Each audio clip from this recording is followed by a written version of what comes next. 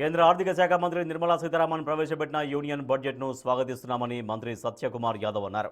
పేదలు, రైతులు, సామాన్యులకు అనుకూలంగా ఉండేలా బడ్జెట్ను రూపొందించారని తెలిపారు. ఆత్మ నిర్భర్ భారత్, వికసిత్ భారత్ నిర్మాణానికి ఈ బడ్జెట్ ఒక నిదర్శనమని కొనియాడారు.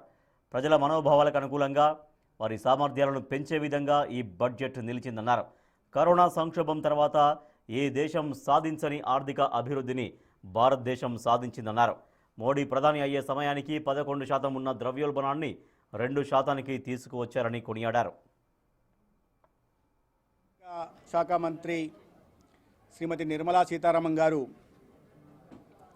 ప్రవేశపెట్టిన బడ్జెట్ని స్వాగతిస్తున్నాం. పేదలు, రైతులు, దళితులు, గిరిజనులు, మహిళలు, యువకుల్ని కేంద్రంగా చేసుకొని వారి అభివృద్ధి, సంక్షేమం కోసం, భవిష్యత్తు అవకాశాల కోసం నిన్నటి బడ్జెట్ రూపొందించబడింది.